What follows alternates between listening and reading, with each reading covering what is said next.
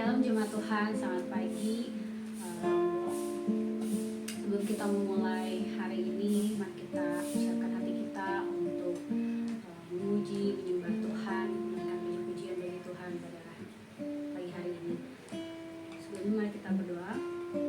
Terima kasih Tuhan Yesus, kami bersyukur untuk panjang malam hari yang Tuhan berikan bagi kami untuk beristirahat. Dan pada pagi hari ini Tuhan kami bisa bangun kembali dengan tubuh yang sehat dan kuat untuk beraktivitas pada hari ini. Biarlah Tuhan menyertai juga untuk ibadah doa pagi kami, untuk kami bisa dapat memuji dan menyembah-Mu ya Bapa dengan hati kami. Kami mulai ibadah doa pagi kami dalam nama Tuhan Yesus. Haleluya.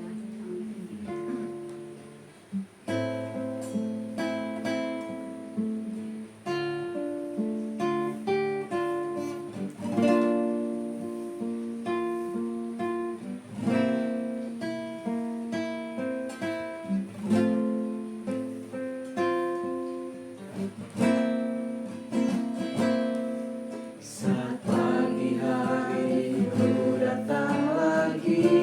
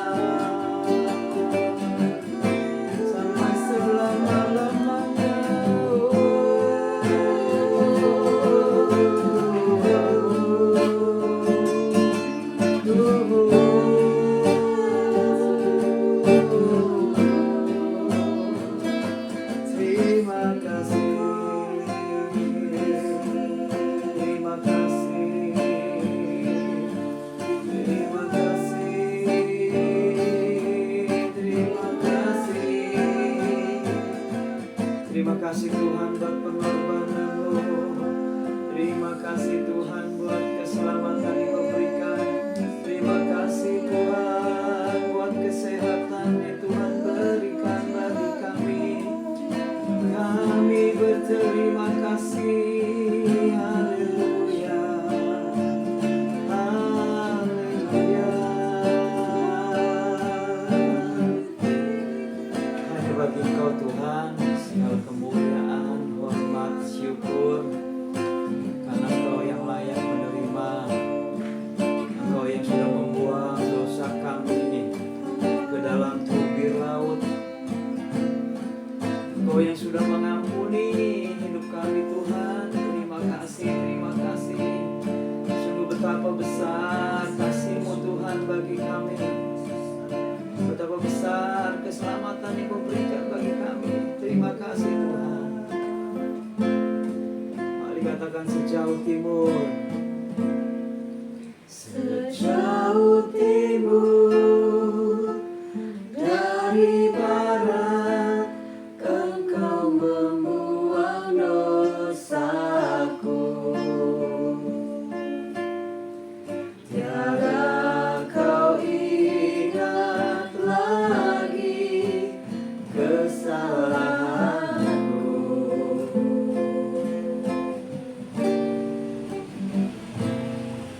Jauh ke dalam tubir laut, Kau melemparkan dosaku.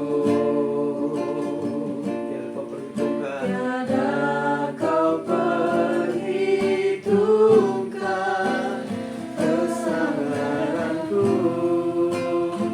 Betapa besar, betapa besar kasih pengampunan-Mu Tuhan. Tak Kau pandang hina hati yang hancur.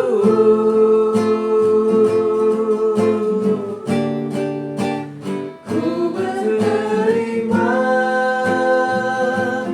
kasih kepadamu ya Tuhan. Pengampunan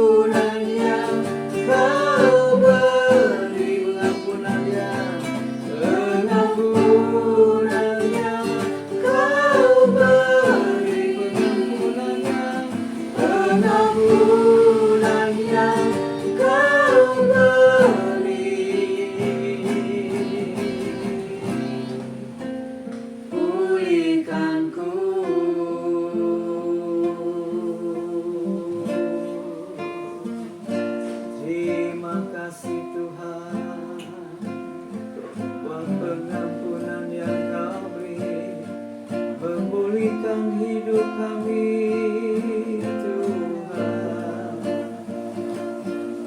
memulihkan hidup kami di hadapan-Mu, mengampuni hidup kami dalam setiap apa yang kami lakukan. Haleluya. Terima kasih,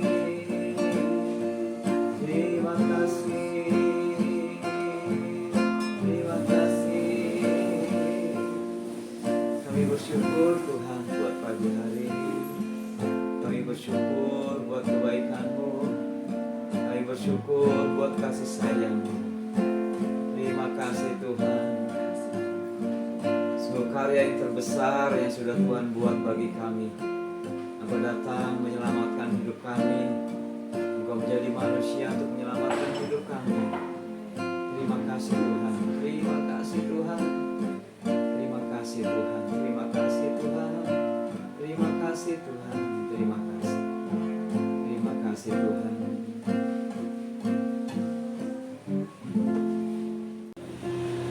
Saudara sekasih dalam Tuhan, mari saatnya kita berdoa bersama-sama.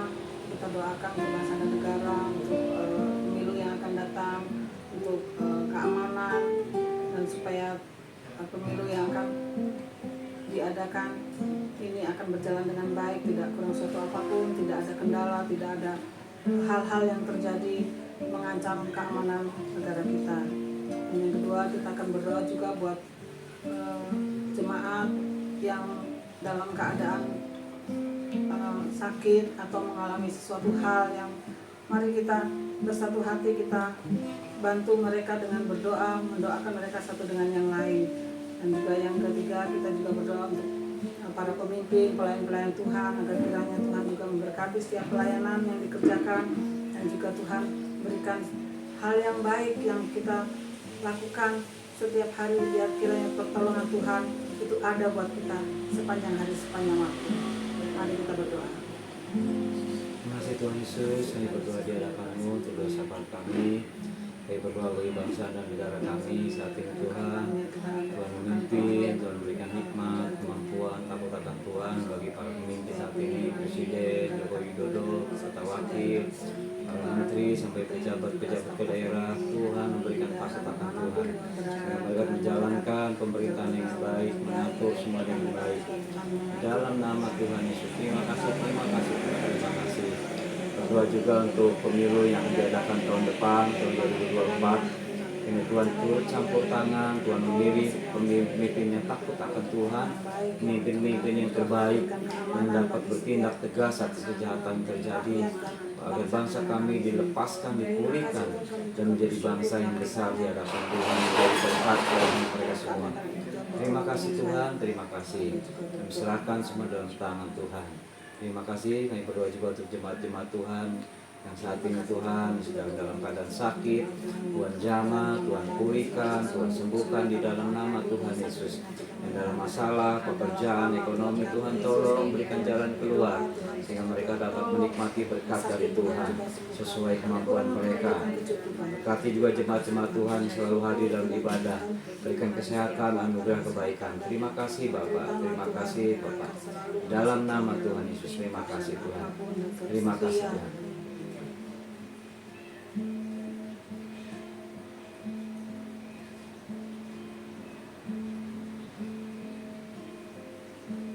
Kita juga berdoa untuk pemimpin-pemimpin di gereja, baik gembala sidang, pemimpin bintang 5, para pelayan Tuhan yang melayani di gereja GBT Maranatha. Kiranya Tuhan memberikan hikmat, takut akan Tuhan, memberikan kemampuan untuk dapat membimbing setiap umat Tuhan yang hadir di dalam ibadah.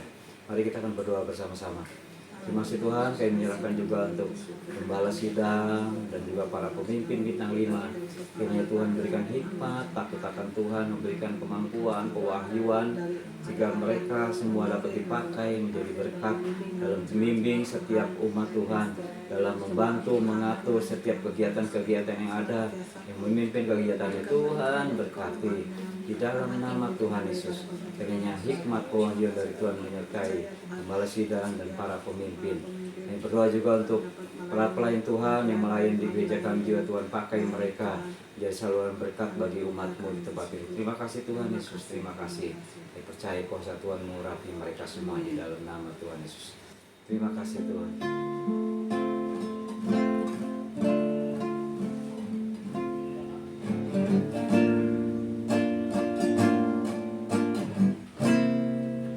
Karya terbesar dalam hidupku, pengorbananmu yang selamatkanku.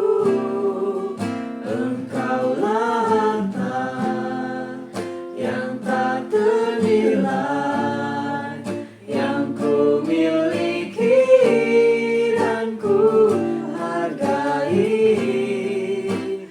Yesus, Engkau ku kagumi. Katakan karya terbesar, karya terbesar dalam hidupku, pengorbananmu yang selamatkanku.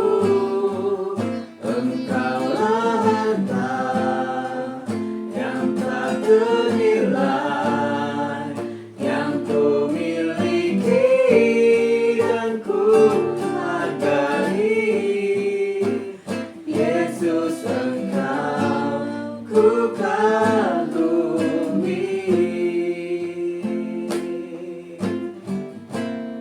Hati yang mulia, kasih yang terindah, hati yang mulia,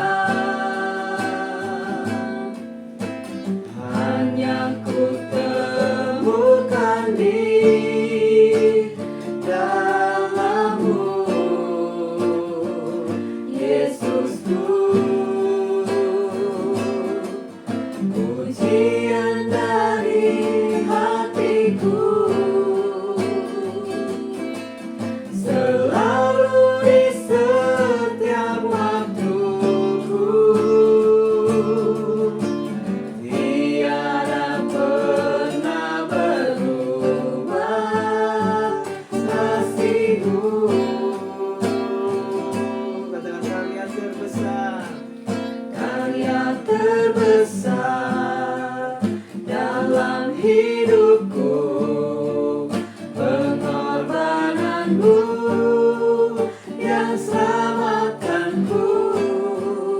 Engkaulah harta yang tak ternilai, yang ku miliki dan ku hargai. Yesus, Engkau ku kagumi. Kalian karya terbesar dalam hidupku, karya terbesar dalam hidupku, pengorbananmu yang selamatkanku. Engkaulah harta yang tak ternilai, yang ku miliki dan ku hargai. Yesus, Engkau ku kagumi. Yesus, Engkau, Yesus, Engkau ku kagumi. Yesus, Engkau ku kagumi. Terima kasih Tuhan, kami kagum-akan Engkau, kami kagum-akan Engkau.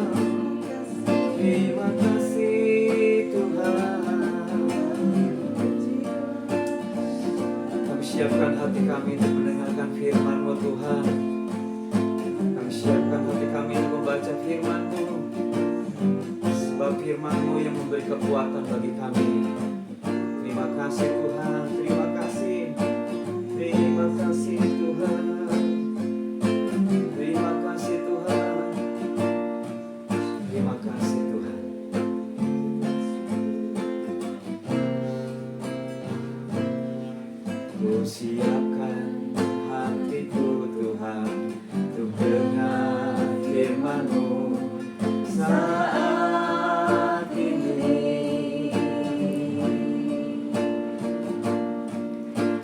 sujud menyembahmu Tuhan, masuk hadiratmu saat ini.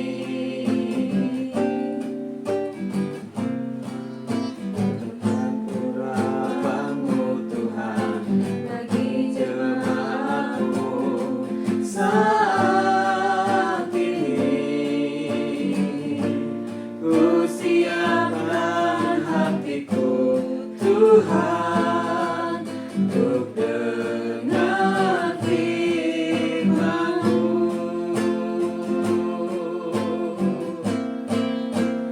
Firman-Mu Tuhan penolong hidupku.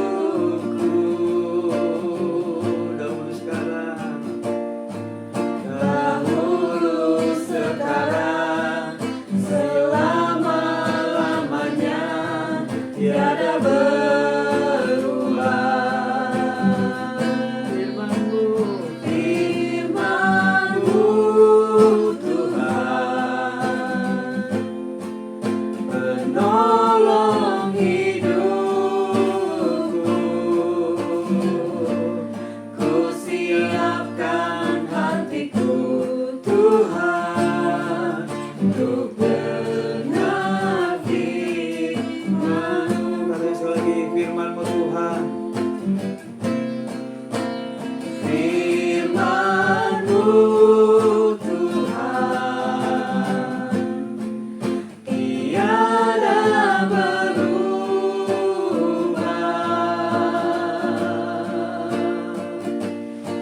Dahulu sekarang selama-lamanya tiada berubah. Firman-Mu Tuhan penolong hidupku. Ku siapkan hatiku Tuhan untuk dengar firman-Mu. Ku siapkan hatiku Tuhan. Ku siapkan hatiku Tuhan untuk dengar firman-Mu. Ku siapkan hatiku Tuhan untuk dengar firman-Mu.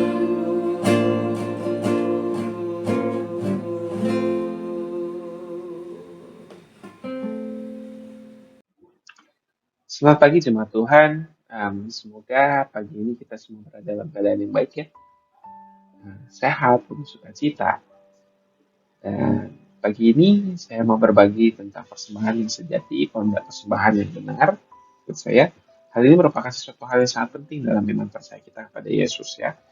Dan kalau lebih spesifik, yang mau saya bahas kali ini bukan berkaitan dengan persembahan yang kita biasa berikan gitu ya di ibadah hari Minggu, tapi saya akan membahas sesuatu yang berbeda. Saya akan berfokus dalam persembahan yang berkenan kepada Allah dan bagaimana cara kita memberikannya dalam kehidupan kita sehari-hari.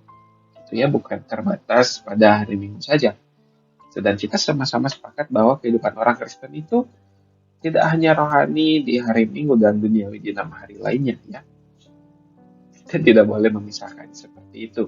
Dan kita juga sepakat bahwa kehidupan rohani dan duniawi tidak boleh dipisah-pisahkan.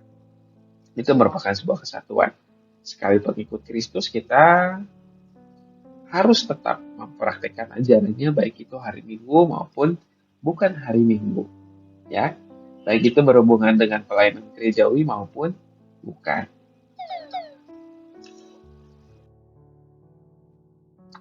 Bacaannya diambil dari Roma 12 ayat 1-3, ini versi terjemahan baru. Demikian firman Tuhan. Karena itu saudara-saudara, demi kemurahan Allah aku menasihatkan kamu supaya kamu mempersembahkan tubuhmu sebagai persembahan yang hidup, yang kudus dan yang berkenan kepada Allah. Itu adalah ibadahmu yang sejati. Janganlah kamu menjadi serupa dengan dunia ini, tetapi berubahlah oleh pembaharuan budimu, sehingga kamu dapat membedakan manakah kehendak Allah, apa yang baik, yang berkenan kepada Allah dan yang sempurna. Berdasarkan kasih karunia yang dianugerahkan kepadaku, aku berkata kepada setiap orang di antara kamu, janganlah kamu memikirkan hal-hal yang lebih tinggi daripada yang patut kamu pikirkan. Tapi hendaklah kamu berpikir begitu rupa sehingga kamu menguasai diri menurut ukuran iman yang dikaruniakan Allah kepada kamu masing-masing.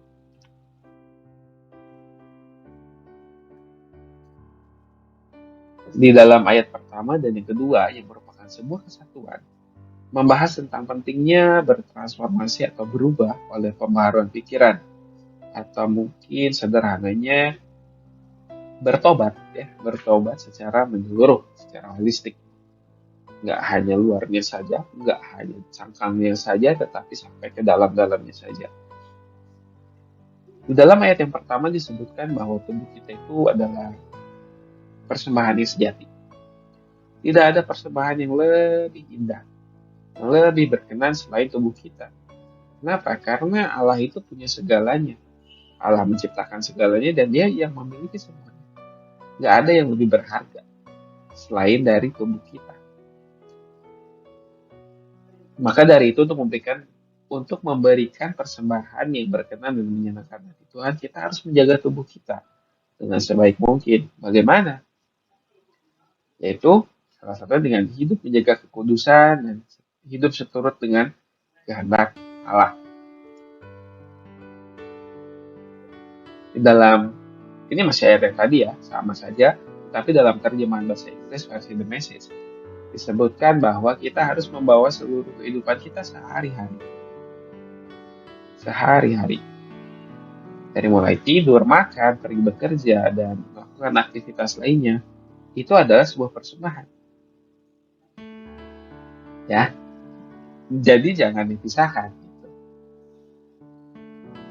Yang di gereja itu untuk persembahan, yang di rumah itu bukan persembahan. Tidak boleh seperti itu.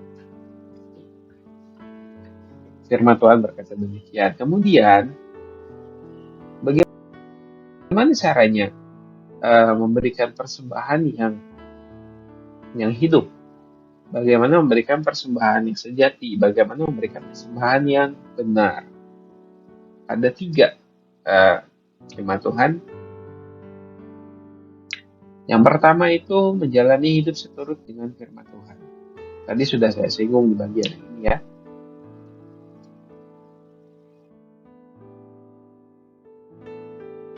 Bisa dibayangkan kalau misalnya apa yang kita kerjakan sehari-hari dari mulai ini tidur ya, dari mau tidur ataupun bangun mungkin dalam posisi yang sama, cuman lebih terang sedikit ya.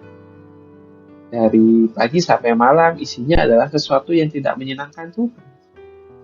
Melihat sesuatu hal-hal yang tidak berkenan di hati Tuhan lewat gadget kita, lewat media apapun itu.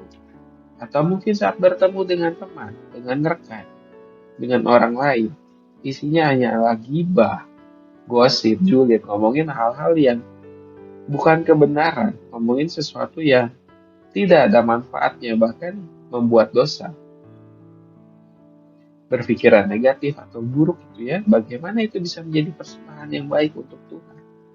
Bagaimana hal-hal tersebut bisa menjadi persembahan yang indah untuk Tuhan? Allah itu sebagai pribadi yang sempurna menuntut kita untuk memberikan persembahan yang sempurna juga dengan usaha yang terbaik juga dengan excellent. Bukan soal nominal. Sekali lagi bukan soal nominal, tetapi quality dan value dan nilai dari persembahan tersebut. Itu yang lebih ditekankan. Ya. Dan hidup hidup benar itu tidak mudah, tetapi juga tidak susah. Ya. Yang membuat susah itu adalah kedagingan kita. Ya, kita tidak bisa pungkiri bahwa kedagingan kita seringkali lebih kuat daripada niat baik kita ya. Aduh, susah bangun pagi untuk baca firman misalnya. Wah, ini mau ibadah keluarga juga kok rasanya berat gitu. Tetapi itu harus kita singkirkan, harus kita lalui, harus kita atasi. Gitu ya. Karena memang itu adalah jalan hidup yang Tuhan inginkan untuk setiap anak-anaknya. Ini harus saling tolong menolong, seterusnya. Dan yang kedua, itu mengubah pola pikir. Kalau saya memberikan catatan di sini, transformasi pola pikir dari dalam keluar. Transformasi atau mengubah pola pikir itu bukan sesuatu yang instan. Tidak bisa serta-merta dilakukan dalam 1-2 hari saja. Ini adalah sebuah proses yang cukup panjang karena ya kita harus mengakui bahwa mengubah satu kebiasaan yang biasanya kita lakukan secara rutin, berulang-ulang, hari demi hari, tahun demi tahun, itu akan mengakar. Dan mengubah itu juga tidak akan mudah.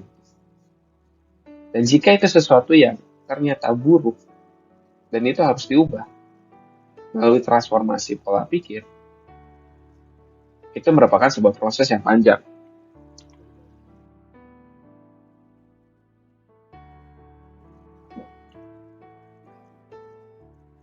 Kita sudah cukup familiar dengan istilahnya transformasi atau berubah ya. Tapi kenapa harus dari dalam keluar? Karena menurut firman Tuhan, Amsal 27 ayat 19 gitu ya, apa yang ada di dalam itu yang tampak keluar. Seperti air mencerminkan wajah, demikian hati manusia mencerminkan manusia itu. Apa yang ada di dalam hati itu yang keluar. Jadi kalau misalnya hatinya tidak baik, berarti keluarnya juga akan tidak baik. Tetapi sebaliknya, kalau misalnya hatinya sudah oke, itu pasti yang keluar juga oke. Sepakat ya? Nah, agak tricky-nya di sini. Belum tentu yang luarnya oke, tampaknya oke, itu dalamnya oke, baik-baik saja. Gitu ya. Sekali lagi, tidak selalu kalau yang luarnya baik-baik saja, tampak mulus, dalamnya oke. Tetapi kalau misalnya yang dalamnya baik, dalamnya oke, itu pasti keluarnya baik. Itu ya.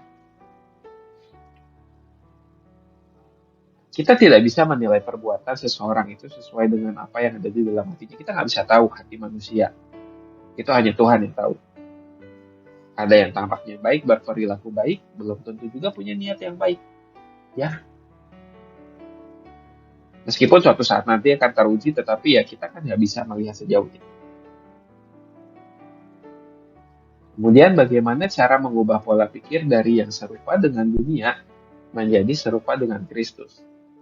Ada beberapa tahapannya, Bapak Ibu dan jemaat Tuhan.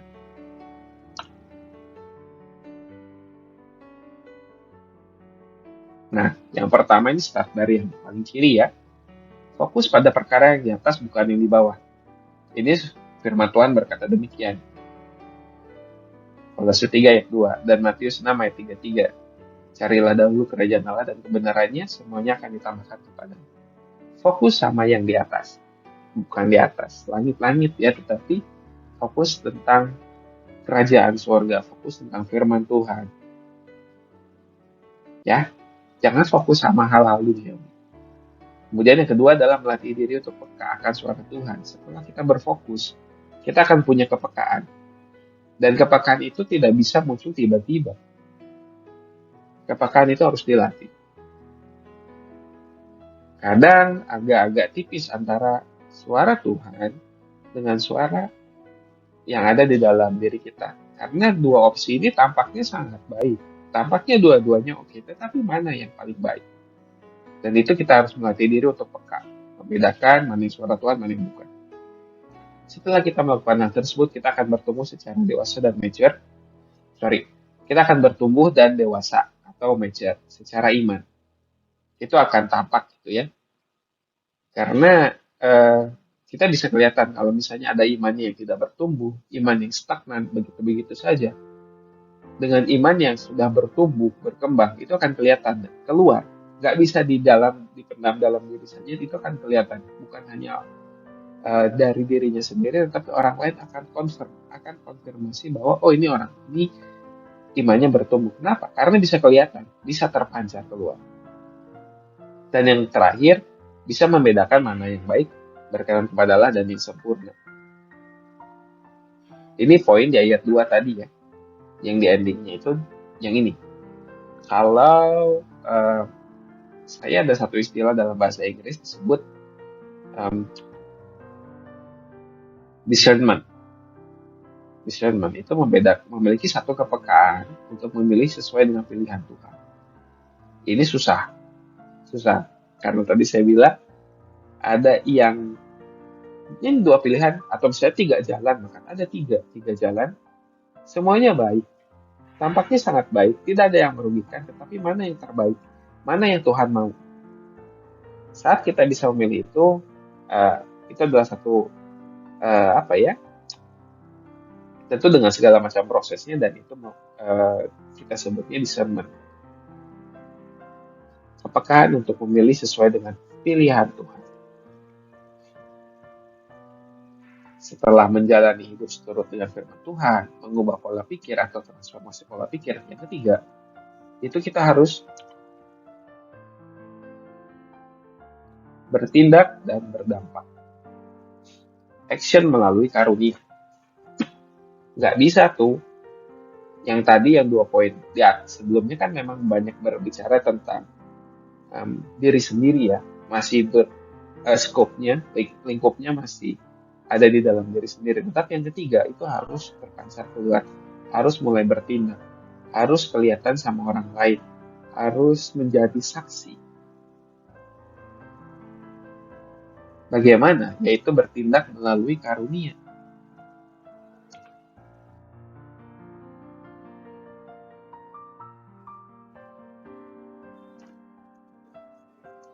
Ya, dalam Roma 12 ayat 6 sampai 8, ini lanjutannya, masih dalam satu perikop yang sama, The Message gitu, tapi saya ngambil versi The Message, dan ini adalah terjemahan bebasnya. Marilah kita melakukan hal-hal yang sudah ditetapkan bagi kita sejak semula, tanpa ada rasa iri hati atau menyombongkan diri, atau berusaha menjadi seperti orang lain. Jika Anda memiliki karunia untuk berkhotbah atau berbuat baiklah, yang dibagikan hanya firman Tuhan saja, tidak yang lainnya. Jika Anda memiliki karunia untuk menolong, maka tolonglah. Jangan ambil alih atau take over. Jika Anda memiliki karunia untuk mengajar, itu ya, tetaplah pada pengajaran. Jika Anda memimpin orang lain, berhati-hatilah. Jangan sampai berlagak bos. Ini yang hati-hati ya. Kalau misalnya kita diberikan kesempatan untuk memimpin, jangan berlagak bos. Gitu. Jika Anda diberikan sebuah kepercayaan atau tanggung jawab, jangan memanipulasi. Oh, nggak boleh katanya untuk manipulasi. Jika memiliki karunia untuk menolong orang yang berada di situasi sulit, pakalah dan jadilah responsif, cepat bertindak, bukan hanya rasa belas kasih ya, bukan hanya compassion, tetapi harus cepat action. Oke. Jika Anda bekerja dengan orang-orang yang tidak menyenangkan atau tidak mengenakan, janganlah cepat menjadi tersinggung, melainkan bersabarlah dan tersenyumlah. Ada masanya bekerja itu nggak selalu dengan orang-orang yang bisa diajak kerjasama dengan cepat. Tetapi kita di sini dituntut untuk bersabar dan tersenyum. Gitu. Diharuskan. Ini firman Tuhan yang bicara.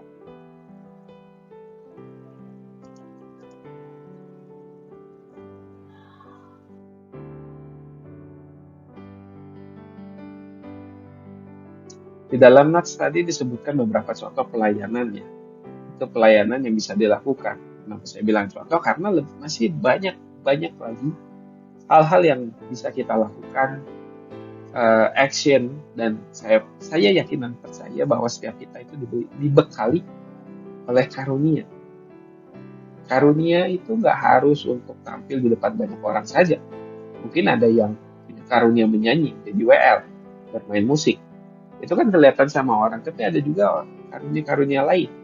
Karunia untuk menolong, karunia untuk peka, karunia untuk mendengar, karunia untuk, ya itu saya sebutkan tadi, peka atau sensitif terhadap orang punya masalah.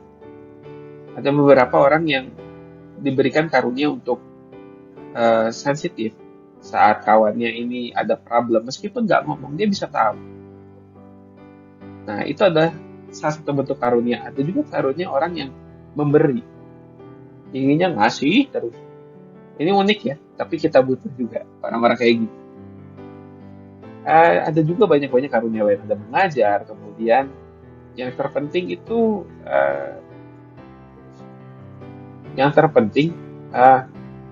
jangan sampai kita tidak berbuat apa-apa, bahkan mengubur karunia kita karena mungkin dianggap tidak keren atau tidak populer, tidak kelihatan tadi ya. Apakah bedanya kita dengan hamba yang jahat yang mengubur talenta? Gitu ya. Jadi saya yakin dan percaya bahwa kita tuh minimal dibekali oleh satu karunia. Kalau misalnya kita masih belum paham karunia kita, belum tahu, saya pikir saya nggak ada nih karunianya apa ya.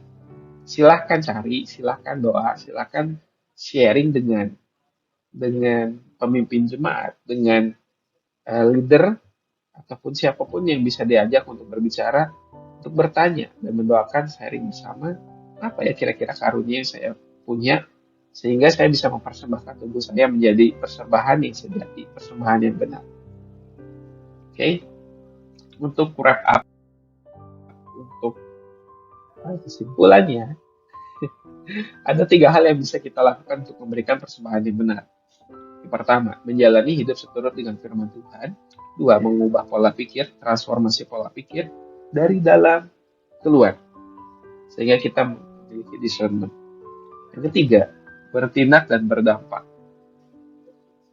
Bukan hanya dari dalam diri kita sendiri, tetapi kita harus memberikannya kepada orang lain melalui karunia yang Tuhan sudah berikan kepada masing-masing dari kita. Itu saja yang bisa saya sampaikan, bisa saya sharingkan pada pagi hari ini. Selamat beraktivitas, Tuhan Yesus memberkati kita semua. Amin.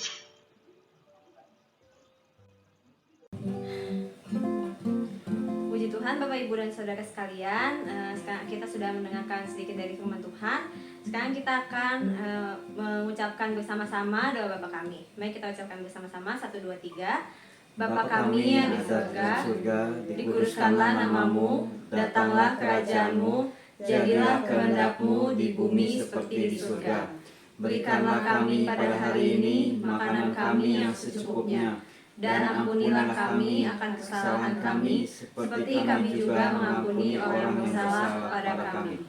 Dan janganlah membawa kami ke dalam pencobaan, tetapi lepaskanlah kami daripada yang jahat. Karena Engkaulah yang punya kerajaan dan kuasa dan kemuliaan sampai selama-lamanya. Amin. Bapa, terima kasih. Bapa, terima kasih. Bapa di dalam surga,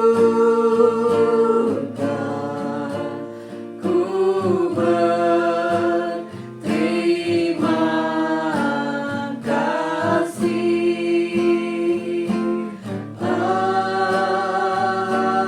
Amin. Kami bersyukur pagi hari ini Tuhan, terima kasih buat kebaikan Tuhan sehingga kami ada saat ini. Kini Tuhan memberkati setiap kami yang mengikuti dalam ibadah kami pada pagi hari ini. Kini berkat Tuhan menyertai, tangan Tuhan menyertai mereka semua, apa yang mereka perbuat sesuai dengan kehendak Tuhan, aku percaya Tuhan akan dijadikan.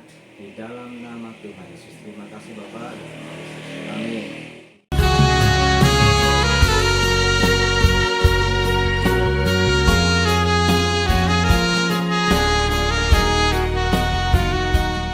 Bapak, Ibu, Saudara-saudara sekalian yang saya hormati. Setelah 3 tahun lebih kita berjuang bersama menghadapi pandemi COVID-19. Sejak hari ini, Rabu 21 Juni 2023, pemerintah memutuskan untuk mencabut status pandemi dan kita mulai memasuki masa endemi. Keputusan ini diambil pemerintah dengan mempertimbangkan angka konfirmasi harian kasus COVID-19 mendekati nihil. Hasil survei menunjukkan 99% masyarakat Indonesia sudah memiliki antibodi COVID-19. WHO juga telah mencabut status Public Health Emergency of International Concern. Walaupun demikian, saya meminta masyarakat untuk tetap berhati-hati serta terus menjalankan perilaku hidup sehat dan bersih. Tentunya dengan keputusan ini, pemerintah berharap perekonomian nasional akan bergerak semakin baik dan meningkatkan kualitas kehidupan sosial ekonomi masyarakat.